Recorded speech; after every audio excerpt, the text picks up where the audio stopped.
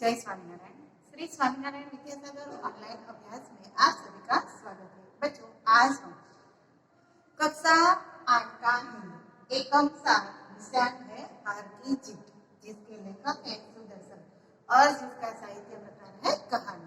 तो आज हम यह कहानी हार की जीत कहानी है वो पढ़ने वाले हैं। उसका अभ्यास है वो हमने आधा है वो कर लिया था। अब आगे की कहानी है वो आज हम देखने वाले हैं। तो बच्चों, आगे की कहानी देखते हैं उससे पहले हम थोड़ा सा पुनरावर्तन कर लेते हैं ताकि हमें याद आ जाए कि हमने अगले क्लास में क्या क्या पढ़ा था। तो बच्चों, हमने अगले क्लास में देखा था कि खड़क सिंह और बाबा भारती के पास एक घोड़ा था जिसे वह प्यार से सुल्तान कहकर बुलाते थे। सुल्तान था घोड़ा, उसके लिए बाबा भारती अपना समय है वो निकाल लेते थे और उसकी देखभाल करते थे। बाबा भारती सुल्तान के बगैर एक दिन या एक पल भी जी नहीं पाएंगे ऐसा उसे लग रहा था। मगर एक बार खड़क सिंह नामक एक डाकू है, वह बाबा भारती का यह घोड़ा यानी कि सुल्तान को देखने आता है और वह बाबा भारती से कह कर जाता है खड़क सिंह कि मैं यह बाका घोड़ा यानी कि यह निराला घोड़ा आपके पास नहीं रहने दूंगा। और बाबा भारती है वह दिन और रात रखवाली करते हैं अस्तबल की, जहाँ सुल्तान को रखा जाता था उसकी, ताकि खड़क सिंह आए ना और वह उसका घोड़ा है वो उससे छीन ना गए। इसलिए वह उसकी देखभाल करते थे दिन रात और उसे चैन नहीं था, क्योंकि उसे डर लगा रहता था कि खड़क सिंह आएगा और उसका घोड़ा है वह छीन कर ले जाएगा। मगर कुछ महीने बीत जाते हैं मगर खड़क सिंह है वह घोड़ा लेने नहीं आता और बाबा भारती है वो लापरवाह हो जाते हैं। अब हम आगे का एकम है वह यहाँ से शुरुआत करेंगे। Page number 40। संध्या का समय था। बाबा भारती सुल्तान के पीठ पर सवार होकर घूमने जा रहे थे। संध्या का यानी कि शाम और बाबा भारती है वो सुल्तान की पीठ पर बैठकर घूमने जा रहे थे। इस समय उनकी आंखों में चमकती थी, मुंह पर प्रसन्नता यानी कि बहुत खुश थे। कभी घोड़े के शरीर को देखते, कभी उसके रंग को, और वह मन में फूले न समाते। कभी कभी वह घोड़े के रंग को देखते तो कभी उसके शरीर को देखते थे और घोड़े को देखकर वह फूले न समाते थे यानी कि बहुत प्रसन्न होते थे। सहसा एक ओर से आवाज आई। सहसा यानी कि एकाएक, सहसा एक ओर से आवाज आई, ओ बाबा, इस कंगले की सुनते जाओ। कंगला यानी कि गरीब, इस निर्धन की जिसके पास पैसे न हो उसे कंगला बोला जाता है। तो कहते हैं ओ बाबा, इस कंगले की सुनता जाओ यानी कि इस गरीब की बात है वो आप सुनते जाओ। आवाज में करुणा थी, करुणा यानी कि दया, आवाज में दया थी। बाबा ने घोड़े को रोक दिया और बाबा ने जैसे ही ऐसे करुणा में आवाज सुनी इस गरीब की, तो बाबा भारती है उसने अपना घोड़ा है वह रोक लिया। देखा एक अपाहिज वृक्ष की छाया में पड़ा करा रहा है। कराना यानी कि दर्द में जो आवाज आती है उसे कराना बोलते हैं। तो उसने देखा कि एक अपाहिज जो चल नहीं पाता था, ऐसा अपाहिज एक वृक्ष की छाया में करा रहा था। बोले, क्यों, तुम्हें क्या कष्ट है? बाबा भारती ने पूछा उसे कि तुम्हें कौन सा कष्ट, कौन सा दुख है? इसलिए उसने कहा, अपाहिज ने हाथ जोड़कर कहा, बाबा मैं दुखियारा हूँ। अपाहिज से वह कहता है कि मेरे दुख के बारे में पूछ रहे हो, मैं दुखियारा हूँ, मुझ पर दया करो, मुझ पर कुछ दया करो। रामवाला यहाँ से 3 मील है, मुझे वहीं जाना है, मुझे रामवाला जाना है और जो कि यहाँ से 3 मील दूर है। घोड़े पर चढ़ा लो, परमात्मा भला करेगा। मुझे वहाँ रामवाला जाना है और वह यहाँ से 3 मील दूर है। तुम मुझे अपने घोड़े पर चढ़ा दो और वहाँ छोड़ दो, भगवान तुम्हारा भला करेगा। वहाँ तुम्हारा कौन है? बाबा भारती कहते हैं कि वहाँ तुम्हारा कौन रहता है? इसलिए उसका जवाब है वो अपाहिज देता है, दुर्गादत्त वैद्य का नाम सुना होगा, उसका सौतेला भाई है। दुर्गादत्त वैद्य है, उसका मैं सौतेला यानी कि जो सगा नहीं है उसे क्या बोलते हैं? सौतेला। मैं उसका सौतेला भाई हूँ। बाबा भारती ने घोड़े से उतरकर अपाहिज को घोड़े पर बिठा लिया। बाबा भारती थे वो बहुत ही दयालु थे, इसलिए उसने खुद उतर गए घोड़े पर से, मगर उस पर उसने अपाहिज को बिठा दिया और स्वयं उसकी लगाम पकड़कर धीरे धीरे चलने लगे। और धीरे धीरे वह घोड़े की लगाम पकड़कर चलने लगे और अपाहिज को घोड़े के ऊपर बिठा दिया। सहसा उन्हें एक झटका सा लगा और लगाम हाथ से छूट गई। सहसा यानी कि अचानक एकाएक उसको एक झटका लगा और उसके हाथ में जो लगाम पकड़ी थी, घोड़े को चलने के लिए, चलाने के लिए जो लगाम पकड़ी हुई थी, वो उसके हाथों से छूट जाती है। उनके आश्चर्य का ठिकाना रहा जब उन्होंने देखा कि अपाहिज घोड़े की पीठ पर तनकर बैठा है। उसने आश्चर्य हुआ जब उसने देखा कि यह अपाहिज है, वह घोड़े की पीठ पर तनकर यानी कि एकदम स्वस्थ हो ऐसे बैठ गया है और घोड़े को दौड़ाए ले जा रहा है और घोड़े को वह दौड़ा कर ले जा रहा है। यह उसने देखा बाबा भारती ने, तो वह आश्चर्यचकित हो गया कि एक अपाहिज अचानक उसमें इतना तंदुरुस्त कैसे हो गया, वह इतना बलवान कैसे हो गया कि मुझसे हाथ से मेरा घोड़ा छीन ले जाए। तो बाबा भारती है वो आश्चर्यचकित हो जाते हैं। उनके मुख से भय, विस्मय, विस्मय यानी कि आश्चर्य और निराशा से मिली हुई चीख निकल गई। वह अपाहिज डाकू खड़क से था। बाबा भारती कुछ देर तक तो चुप रहे। वह अपाहिज और कोई न था मगर खड़क से था, जिसने गलत बोलकर बाबा भारती के पास से यह घोड़ा है वह छीन लिया था। थोड़ी देर तक तो बाबा भारती है वह चुप रह जाते हैं।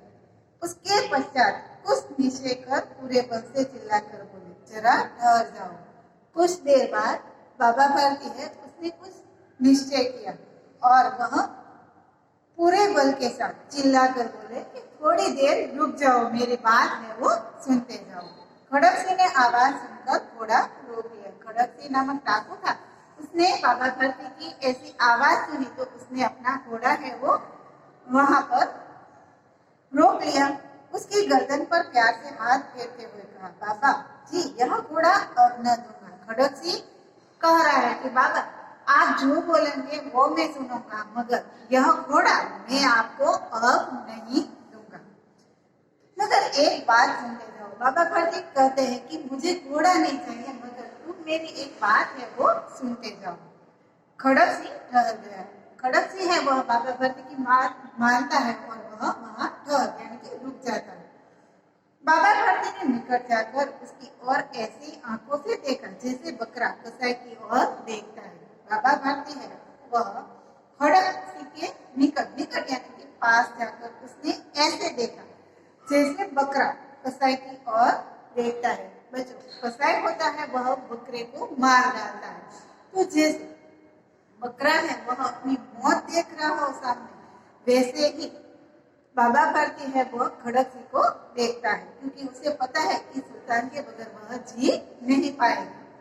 फिर यह कहा, यह घोड़ा तुम्हारा हो चुका, मैं तुमसे इसे वापस करने के लिए कुछ न कहूंगा।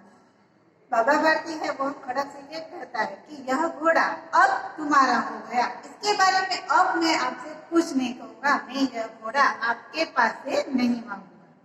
परंतु खड़क सिंह केवल एक प्रार्थना करता हूँ, मगर मैं आपसे एक प्रार्थना करना चाहता हूँ। बाबा भारती है वो खड़क सिंह से कहता है कि मैं आपको एक प्रार्थना करना चाहता हूँ, मैं आपका दास हूँ, केवल यह घोड़ा न दूं।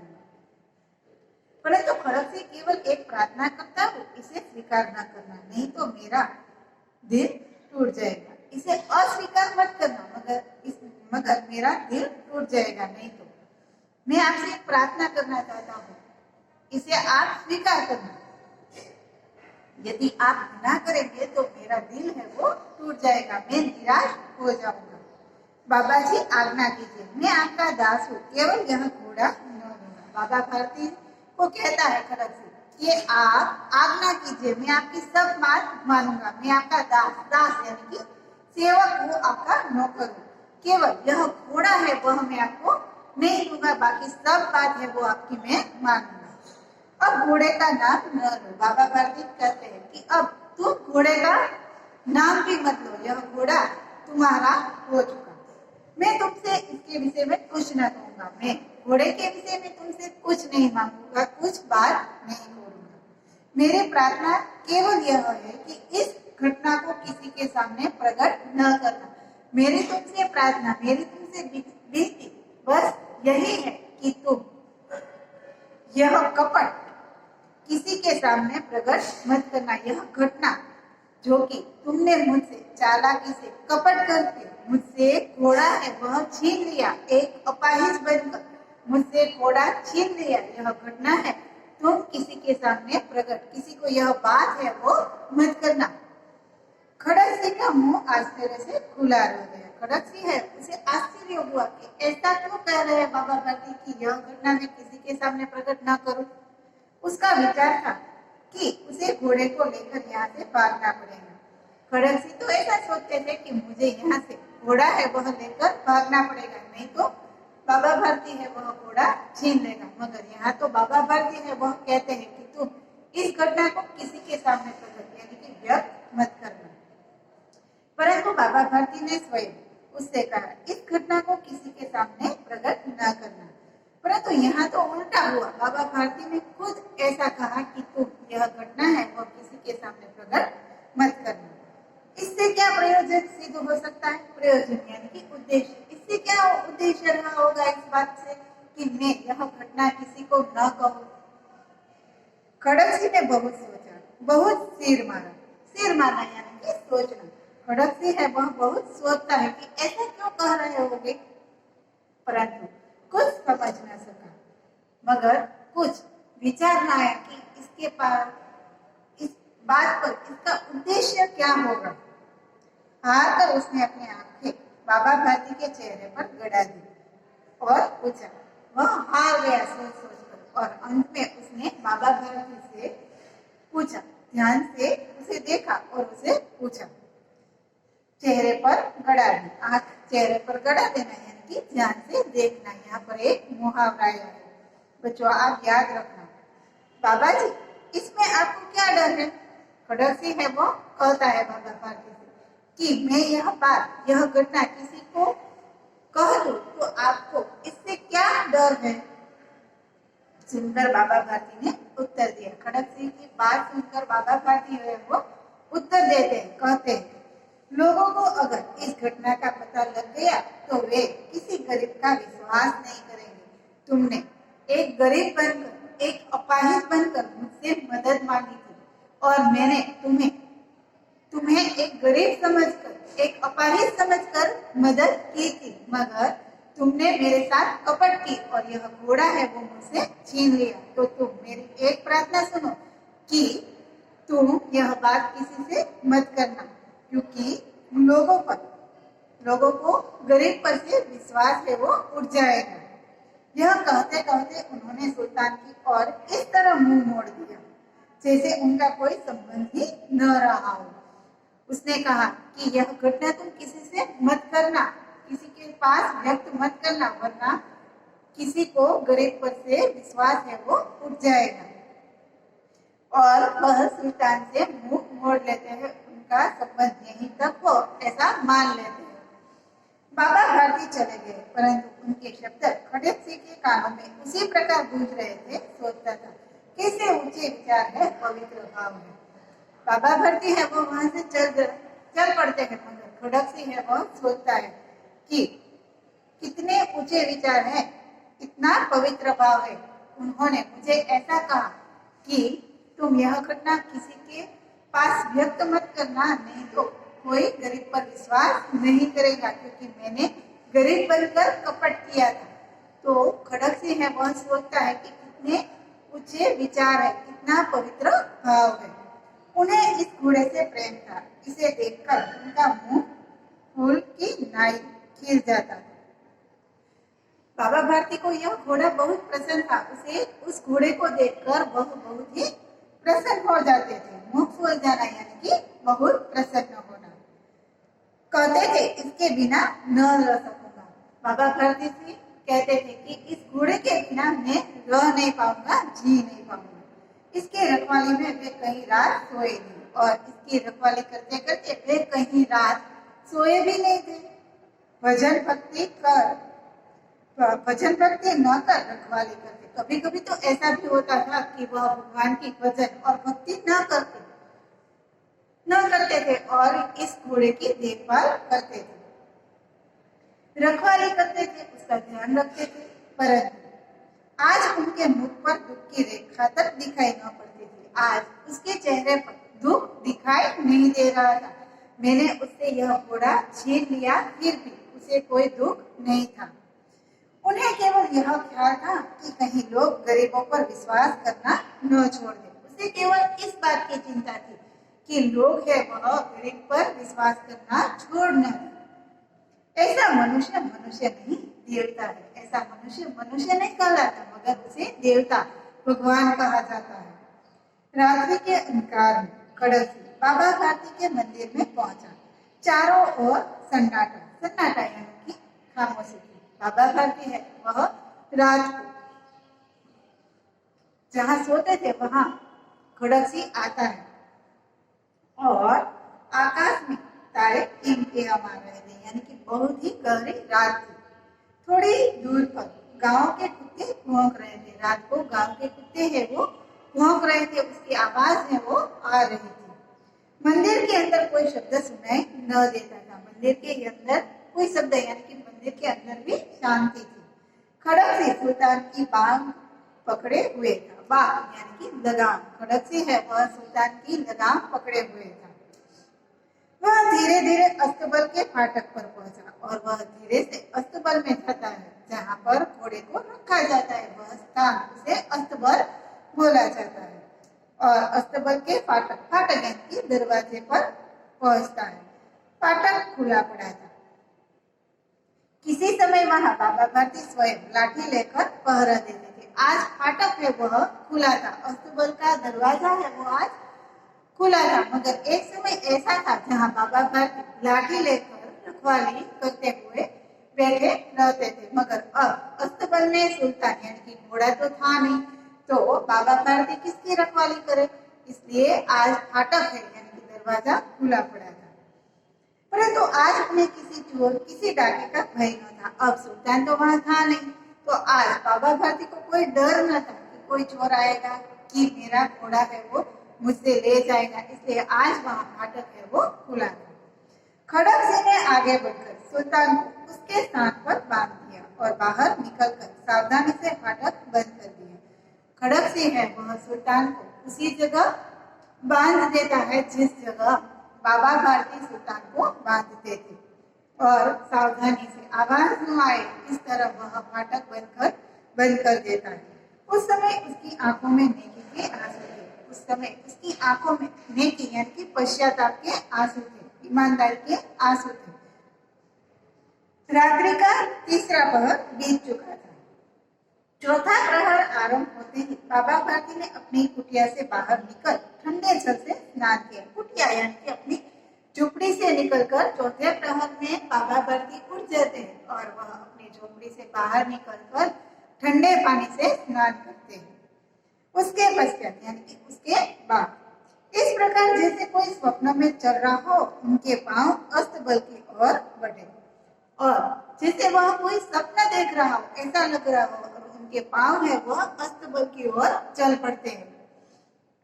परंतु फाटक पर पहुंचकर उनको अपनी भूल प्रतीत हुई, मगर वह दरवाजे के पास आते हैं और उसे अपनी भूल है वो याद आती है कि मुझे यहाँ जाना नहीं है, क्योंकि यहाँ पर अब सुल्तान यानी कि घोड़ा नहीं है।